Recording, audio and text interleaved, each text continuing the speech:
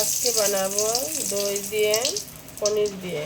তো এখানে আমি দেখো তেজপাতা সম্বার দিয়ে দিচ্ছি, এখানে লং, এলাচি, দারচিনি, গোলমরিচ এগুলোও দিতেছি।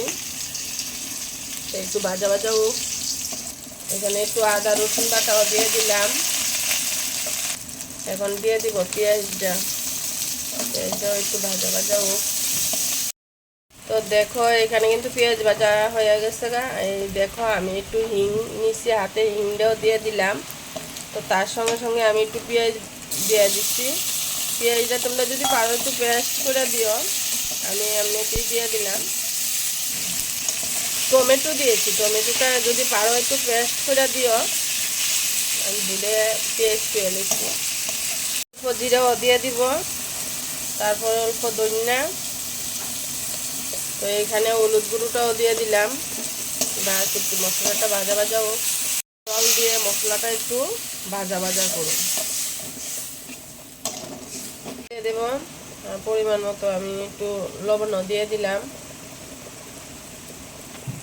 তো এখন দেখো আমি একটু দই দিয়ে দিতেছি, টক দইটা দিলাম। দেখো আমার মশলা ভাজা কিন্তু হয়ে গেছে। তো আমি পনিরটি ভাজা রাখছিলাম আগে একটু হলুদ লবণ দিয়া, তো একটু দিয়া দিলাম। তো এখানে আমি একটু পরিমাণ মতো আমার যতটুকু দরকার ততটুকু আমি একটু জল দিয়ে দিচ্ছি। আমরা যতটুকু লাগে অতটুকু দিই। তারপর এটার মধ্যে একটু কস্তুরি মেথি দিয়ে দিলাম, একটু ঘিও দিয়ে দিলাম।